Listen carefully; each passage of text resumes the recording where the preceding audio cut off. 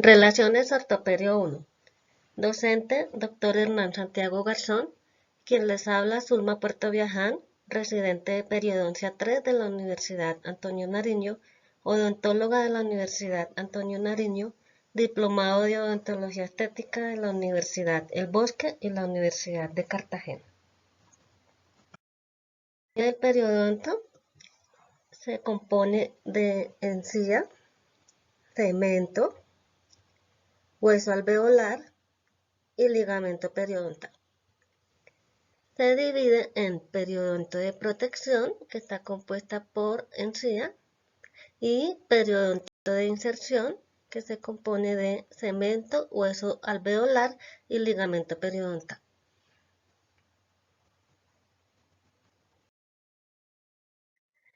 La encía es la parte de la mucosa oral que rodea el diente y el hueso alveolar.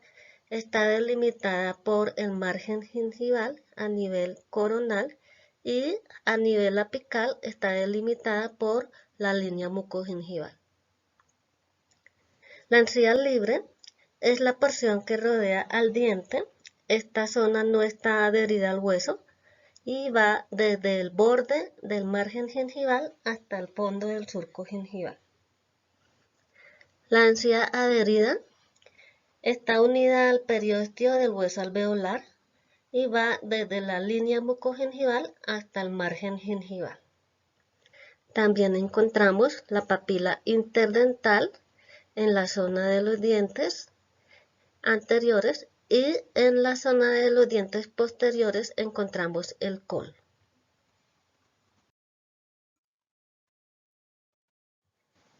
Epitelio gingival. Este epitelio está compuesto por tres tipos diferentes de epitelio. Tenemos el epitelio bucal o externo. Es un epitelio plano estratificado queratinizado o paraqueratinizado. Cubre la cresta y la superficie de la encía marginal y la encía insertada. Mide aproximadamente de 0,2 a 0,3 milímetros de espesor. El epitelio del surco es un epitelio plano estratificado no queratinizado. Es la porción que reviste el surco gingival y va desde el límite coronal del epitelio de unión hasta la cresta del margen gingival. El epitelio de unión es este que vemos acá. Está compuesta de un epitelio no queratinizado, escamoso y estratificado. Se inserta en la superficie del diente y está unido al tejido conjuntivo mediante la lámina basal externa. La inserción de este epitelio está reforzada por las fibras gingivales, que son las encargadas de la unión dentogingival. Acá vemos las fibras.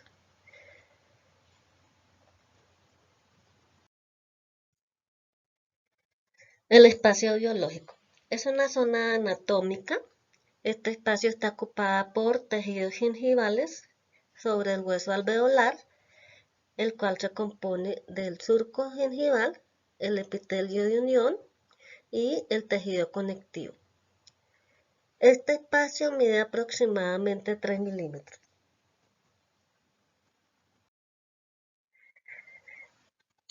El tejido gingival se compone de varias fibras gingivales. Tenemos las dentogingivales, son las que proveen el soporte gingival. Las alveologingivales son las que proporcionan inserción de la encía al diente. Tenemos las papilas, las fibras interpapilares, que son las que proporcionan el soporte de la encía interdental. Tenemos las fibras transgingivales. Estas fibras aseguran la alineación de los dientes dentro de la arcada. Las fibras circulares, estas mantienen el contorno y la posición del margen gingival libre. Las fibras dentoperiósticas, que van desde el diente hasta el periósteo. tenemos las fibras transeptales. Este tipo de fibras, acá están, eh, mantienen la relación entre los dientes adyacentes y protege el hueso interproximal.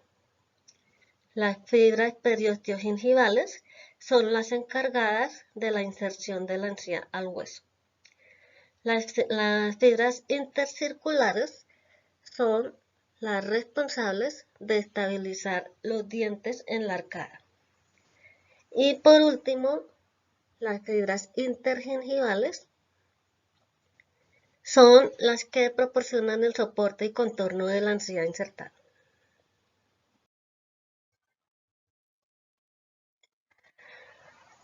Bueno, un grupo importante de este tipo de fibras son las fibras gingivales transeptales. Este tipo de fibras se extienden interproximal por encima de la cresta alveolar, se insertan en el cemento de los dientes adyacentes. Este tipo de fibras tienen la capacidad de reconstruirse después de la reabsorción del hueso alveolar en un periodo de 2 a 3 meses aproximadamente. Durante el tratamiento de ortodoncia hay mayor producción de colágenos y elastina. Esto le proporciona a estas fibras mayor elasticidad gingival, por lo tanto, puede haber mayor recidiva en los movimientos de ortodoncia. El cemento es un tejido mesenquimatoso calcificado, cubre la dentina radicular, sirve de inserción a las fibras del ligamento periodontal.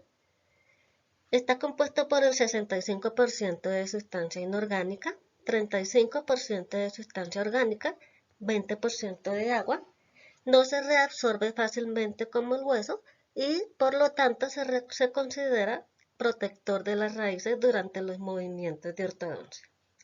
Está compuesto por cemento celular y cemento acelular. Se deposita cuando el diente en el cemento celular, como su nombre lo indica, está compuesto por células, especialmente cementocitos. Eh, este tipo de cemento se deposita cuando el diente entra en oclusión. Contiene fibras colágenas, es menos calcificado, es permeable y disminuye con la edad. El cemento acelular, como su nombre lo dice, pues no tiene células ni fibras, se forma antes de la erupción del diente. Su formación termina cuando el diente ya ha erupcionado en su totalidad y predomina en el tercio cervical.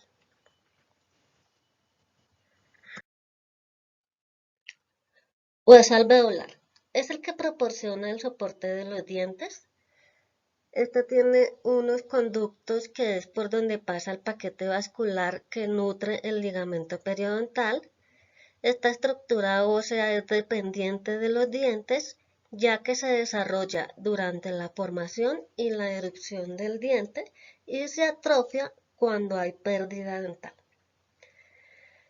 Este tipo de hueso se compone de hueso alveolar, que es la parte que recubre la raíz del diente, hueso esponjoso y el hueso compacto. El hueso esponjoso desempeña un papel importante en la ortodoncia, ya que la velocidad del movimiento dental y el desplazamiento mesiodistal del diente es más fácil y más rápido. También se compone de la tabla vestibular y de la tabla lingual o palatina. En las zonas de dientes multirradiculares, está compuesto por el tabique interradicular. Ahora pasamos al ligamento periodontal. Este es un tejido conectivo denso situado entre el cemento y la pared del alvéolo. Es vascularizado y altamente celular. Es la continuación del tejido conectivo de la encía y se comunica con los espacios medulares a través de los conductos vasculares del hueso. El ligamento mantiene el diente en el alvéolo, soporta las fuerzas masticatorias y actúa como receptor sensorial. Durante los movimientos de ortodoncia en la zona de presión, se presenta una desorganización del ligamento periodontal. Esto provoca una disminución celular y una baja producción de fibras del ligamento. Hay contracción vascular, hipoxia, y esto conduce a que haya una reabsorción ósea. En la zona de tensión, las fibras del ligamento periodontal se estiran.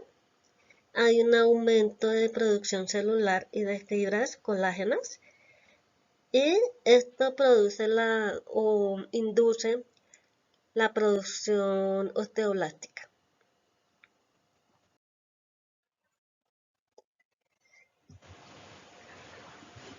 Bueno, dentro de los grupos de fibras principales del ligamento periodontal tenemos las fibras de Charpent. Estas son prolongaciones de colágeno, son ramas terminales del ligamento periodontal, forman una fuerte red poco mineralizada que une el diente con el periósteo del hueso alveolar, y una vez insertadas en la pared del alvéolo o del diente se calcifican. Las fibras crestalveolares. Este tipo de fibras se extienden de forma oblicua y van desde la cresta alveolar hasta por debajo de la línea de la unión amelocementaria y se insertan en el cemento. Este tipo de fibras evitan los movimientos de extrusión del diente y se oponen a movimientos laterales. Resisten a los movimientos de tracción. Fibras horizontales. Van desde el cemento del diente hasta el hueso alveolar. Se extienden en ángulo recto con respecto al eje longitudinal del diente. Se encargan de resistir las fuerzas laterales u horizontales del diente. Este tipo de fibras se le conoce como estabilizadores. Fibras oblicuas. Es el grupo más grande de las fibras del ligamento periodontal. Se extiende desde el cemento en dirección frontal oblicua hasta el hueso. Son las más potentes y responsables de mantener el diente en su alvéolo. Soportan las tensiones masticatorias verticales, impiden que el diente se intruya y se oponen a las fuerzas ejercidas por el diente antagonista. Fibras apicales. Van desde la zona del cemento que rodea el foramen apical hasta el fondo del alvéolo. Este tipo de fibras evita el movimiento de lateralidad y destrucción del diente. Funcionan como amortiguadoras en movimientos de intrusión. No están presentes en raíces con formación incompleta, y también son las encargadas de la protección del paquete vasculonervioso. Las interradiculares. Está presente solamente en dientes con más de una raíz y se extienden desde la cresta del tabique interradicular hasta el cemento. Se disponen en forma de abanico, evitan movimientos de lateralidad y rotación. Protegen de la impactación del septum óseo en el espacio interradicular durante los movimientos masticatorios. El biotipo periodontal. Tenemos el biotipo periodontal delgado. Se caracteriza porque tiene un margen gingival fino y es festoneado. Las papilas son altas, se asocian a dientes largos y angostos, y generalmente el surco gingival es más profundo. En el biotipo grueso, se caracteriza porque el margen gingival es ancho, es grueso y poco festoneado. La papila interdental es corta. Los dientes generalmente tienen un aspecto cuadrado. Puede estar asociado a la erupción pasiva. La tabla ósea vestibular es gruesa y tiene menor profundidad del surco gingival. Respuesta inflamatoria ante los movimientos de ortodoncia. La inflamación es la primera condición para que se desarrolle la actividad celular y éstas produzcan el movimiento dental. El estímulo mecánico producido por fuerzas ortodónticas produce una respuesta inmune. Esto genera infiltrado inflamatorio de células inmunes, hay un aumento de los mediadores inflamatorios, también hay una mayor vasodilatación y hay una activación de los osteoblastos y de los osteoclastos. Estos pues intervienen en los procesos de regeneración y remodelado del ligamento periodontal y del hueso alveolar.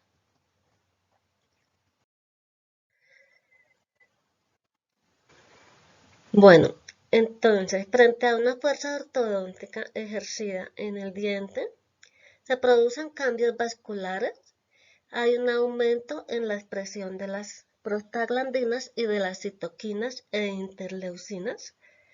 Estas activan el proceso de reabsorción, remodelación ósea y tisular. El proceso de reabsorción, tenemos acá la fuerza ortodóntica, se aplica en esta parte. Entonces acá tenemos la zona de presión, o zona de compresión, donde se produce el proceso de reabsorción, y en esta zona tenemos la zona de tensión, que es donde hay aposición y regeneración ósea.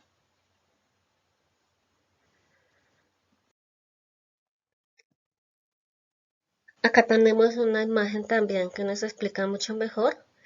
Entonces tenemos el diente antes de la ortodoncia. Acá la presión ejercida por el movimiento de ortodoncia. Vemos que acá se forma una zona de tensión y una forma de presión o compresión.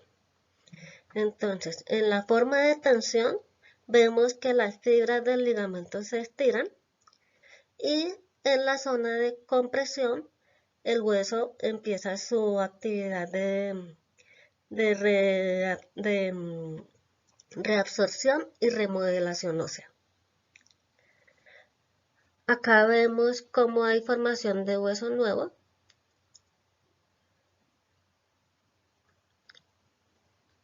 Y acá, en la zona de presión, también se genera la activación de los osteoclastos, que producen el remodelado óseo.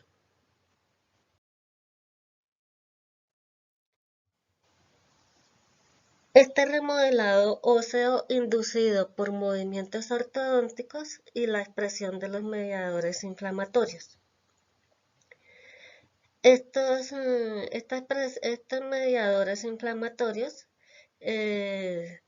son expresados por, se expresan las prostaglandinas E2, la interleucina 6, el factor estimulante de colonias de granulocitos y de macrófagos. Las prostaglandinas E2 intervienen en la respuesta inflamatoria y en la vasodilatación. Es un mediador de los efectos de la reabsorción ósea, por lo tanto intervienen en el remodelado óseo. Hay un incremento de prostaglandinas E2 en los fibroblastos, eso del ligamento periodontal. Eso hace que se activen los osteoclastos, produciendo una reabsorción ósea, y posteriormente inicia el proceso de remodelado.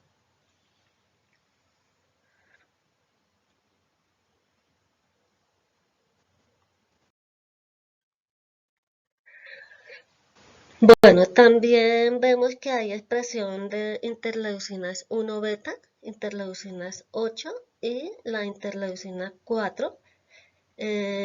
Estas están presentes en el fluido crevicular de los dientes, tanto en adolescentes y adultos con tratamiento de ortodoncia. En los pacientes adultos hay una mayor expresión de las interleucinas 1 beta y las interleucinas 8. Están en una concentración más alta y las interleucinas 4 están en una concentración más baja. ¿Esto qué quiere decir? Generalmente las interleucinas 1 beta y las interleucinas 8 son las responsables de la respuesta inflamatoria y por lo tanto están presentes en sitios de sangrado y agrandamiento gingival. Las interleucinas 4 están presentes en sitios donde no hay sangrado ni agrandamiento gingival.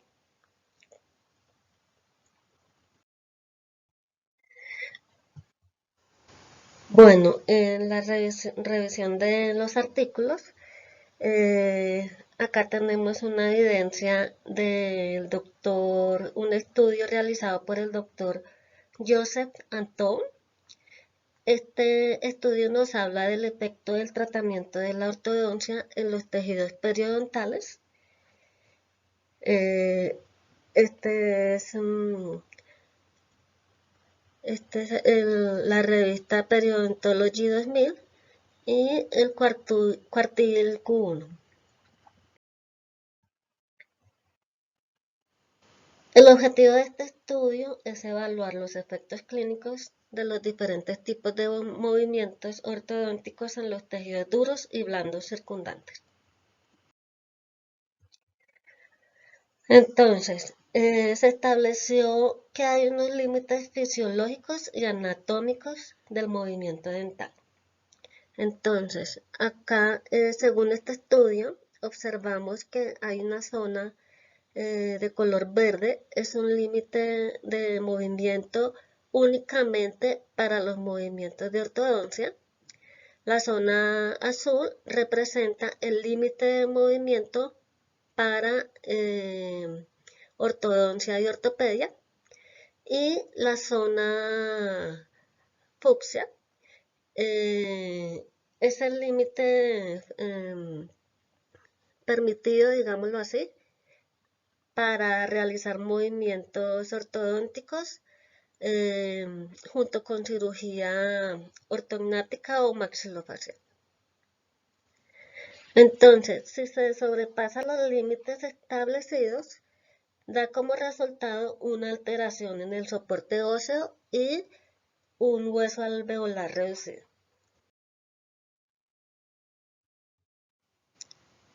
Bueno, este artículo también nos habla de la respuesta tisular a las fuerzas de ortodoncia, en donde dice que el ligamento periodontal sufre cambios juntos con sus fibras, capilares y nervios.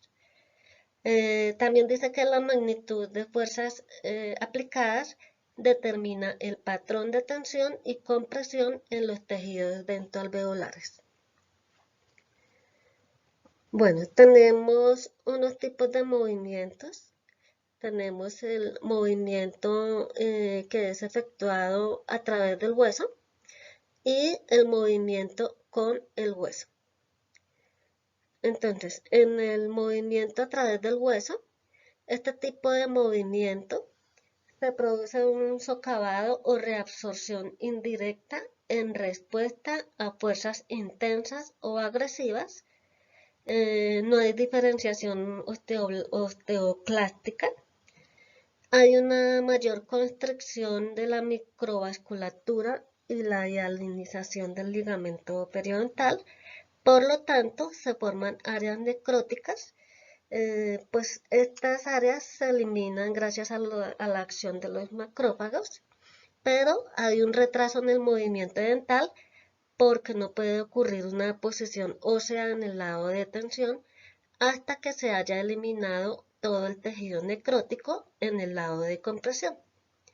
Entonces, este tipo de fuerzas pues no es la indicada. Este tipo de movimiento con el hueso es el ideal Se lleva a cabo mediante fuerzas ligeras y controladas. El diente se mueve con su hueso alveolar. Hay una reabsorción directa en el alvéolo. La actividad celular es sincronizada. En este caso, los osteoclastos se activan en la zona de compresión y los osteoblastos son activados en la zona de tensión.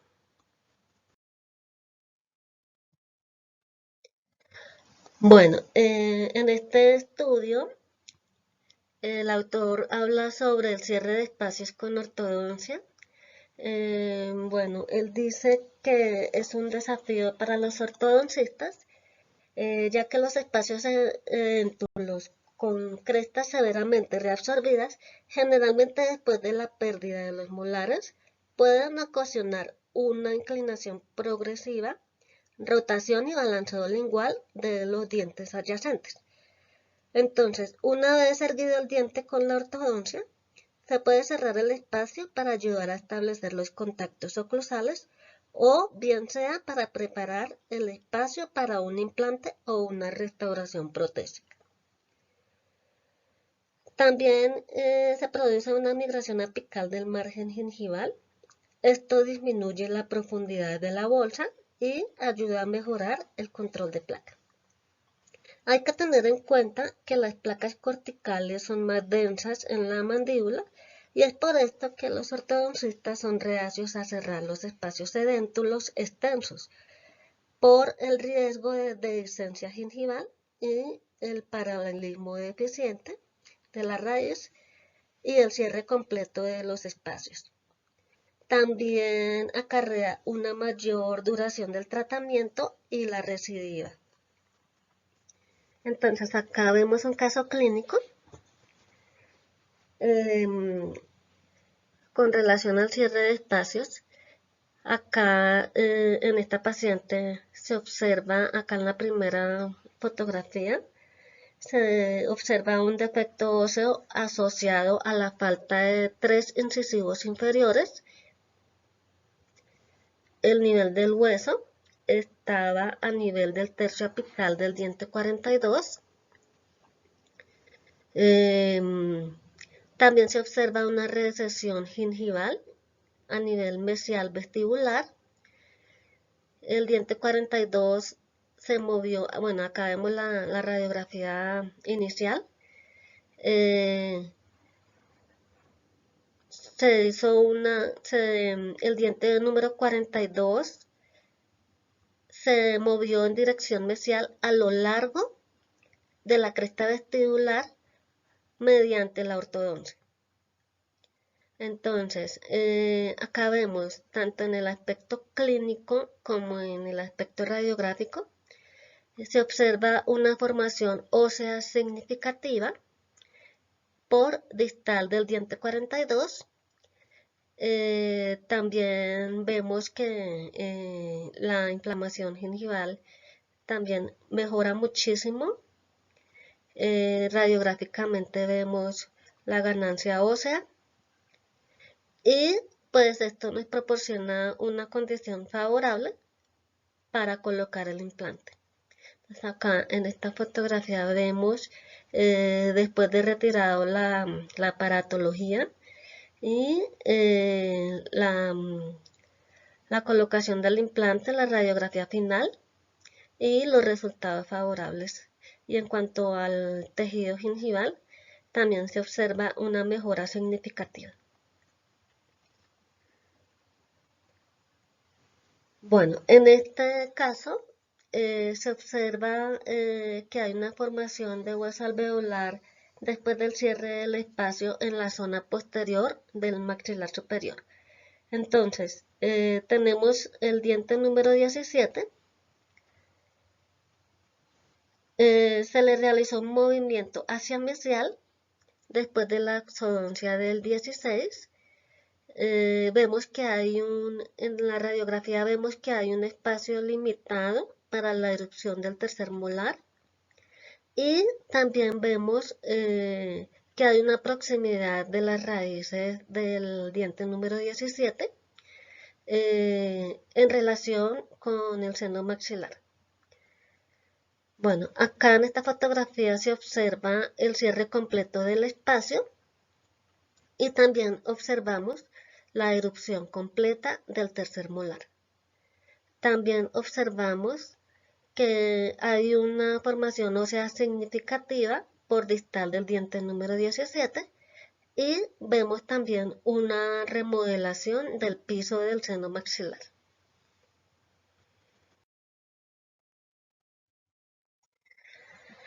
Bueno, en este otro caso clínico se trató una extrusión ortodóntica en el sitio del implante. La extrusión de dientes sin esperanza o con pronóstico malo puede ayudar a desarrollar tejidos duros y blandos antes de la colocación del implante. La extrusión de los dientes provoca el desplazamiento de las fibras de la unión epitelial hacia el sentido coronal, invirtiendo así la profundidad de la bolsa. Entonces tenemos acá en la primera fotografía, observamos la paciente con enfermedad periodontal, presenta en el diente incisivo número 11, tiene una forma alargada y presenta movilidad. Este diente tiene un pronóstico malo o sin esperanza. Entonces acá pues se tomó la decisión de reemplazarlo con un implante después de hacerle una extrusión controlada con la ortodoncia. Estéticamente se vio comprometida la estética se vio comprometida debido a la forma del diente y debido a la recesión. Eh, Ahí lo que se hizo fue, a medida que el diente iba siendo extruido, se le hizo un desgaste selectivo para mejorar el aspecto estético, por lo menos mientras duraba el tratamiento de ortodoncia. Entonces acá vemos en las fotografías la extrusión gradual del diente número 11. Y acá radiográficamente vemos que en la primera radiografía periapical, antes del tratamiento de ortodoncia, durante el tratamiento de extrusión con ortodoncia y después de la colocación del implante. Entonces, acá vemos que hay una cierta aposición ósea a nivel de la cresta alveolar. Se formó durante la extrusión ortodóntica y después del tratamiento de ortodoncia. Entonces acá observamos las radiografías extraorales e intraorales y la fotografía final con la rehabilitación del implante. Entonces, en conclusión, pues el movimiento controlado de los dientes parece tener un efecto positivo, pero variable en los tejidos de soporte. Se pueden lograr condiciones periodontales estables. Las fuerzas excesivas incontrolables pueden contribuir a una respuesta periodontal dañina. Los movimientos ortodónticos pueden ayudar a desarrollar hueso alveolar para una futura colocación de implantes. Tenemos este otro artículo, trata sobre la evaluación del biotipo gingival y el ancho de la encía queratinizada en la región anterior mandibular de individuos con diferentes tipos de maloclusión y niveles de apiñamiento dental. Este estudio fue realizado por la doctora Jessie Kaya. El objetivo de este estudio fue evaluar la relación del grosor gingival y el ancho de la encía queratinizada con los diferentes grupos de maloclusión y de apiñamiento dental.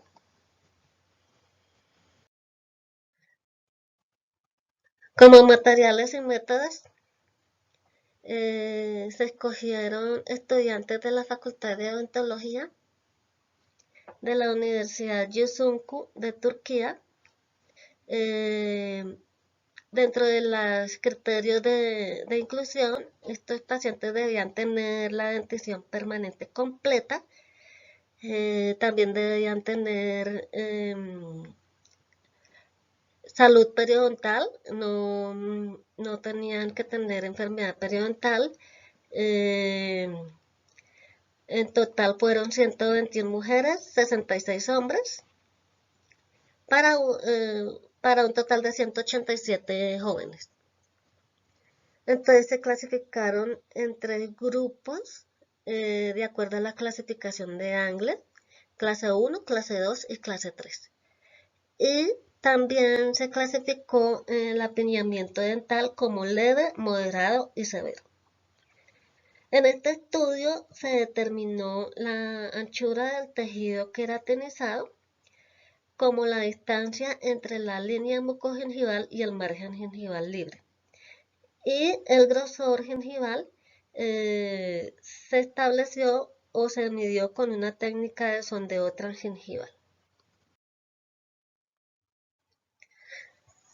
Bueno, la medición del grosor gengival, esta medida se tomó en la cara vestibular de los dientes anteriores, eh, de canino a canino, en la parte inferior. Se estableció un punto medio entre el margen gengival y la línea mucogingival. En este caso se aplicó anestesia en spray. Algunos pacientes hubo que colocarle anestesia local, lidocaína. No especificó si con epinefrina o no, no lo decía en el artículo. Decía pues que se aplicó una cantidad mínima de 0,1 milímetros. Esto pues para evitar el aumento en el grosor gengival relacionado con la anestesia. Las medidas se tomaron de 10 a 20 minutos después de la anestesia y para esto se utilizaron limas de 10 milímetros con tope de silicona. Se insertaron en forma perpendicular hasta alcanzar el hueso alveolar. Bueno, acá los valores de medición se estableció que el biotipo delgado medía menor a 1 milímetro y el biotipo grueso mayor a 1 milímetro.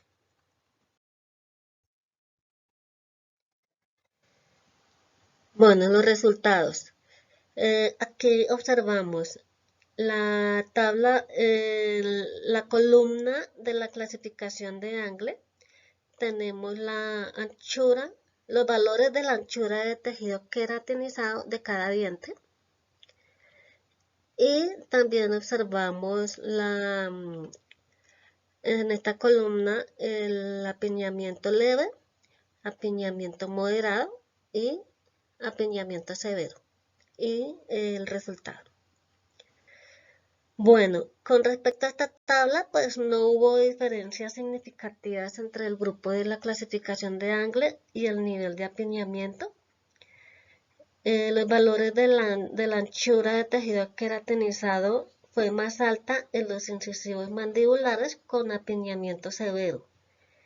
Los valores de la anchura de tejido queratinizado en caninos mandibulares fue más alto en el grupo de apiñamiento leve.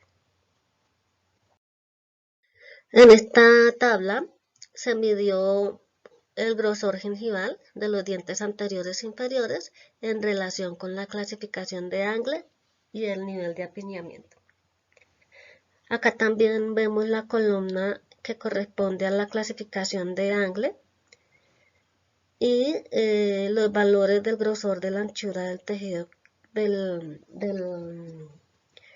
grosor gengival. Acá en esta columna observamos el apiñamiento leve, moderado y severo.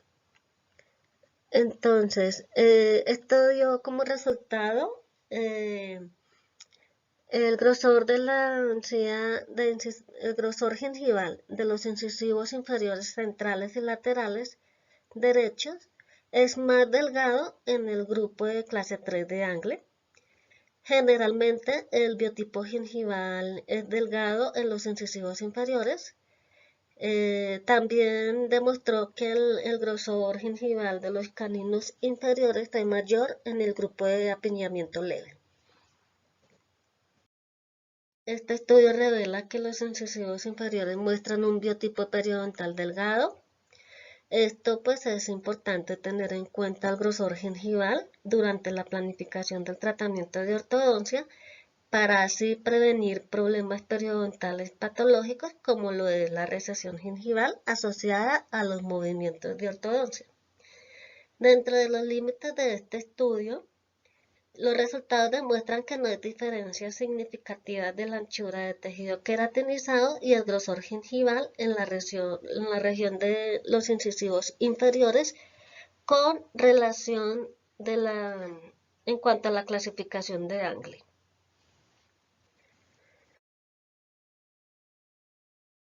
Bueno, y ya para terminar, queda prohibido levantarse sin ilusiones, vestirse sin esperanzas, salir a la calle sin fe y andar sin amor. Muchas gracias.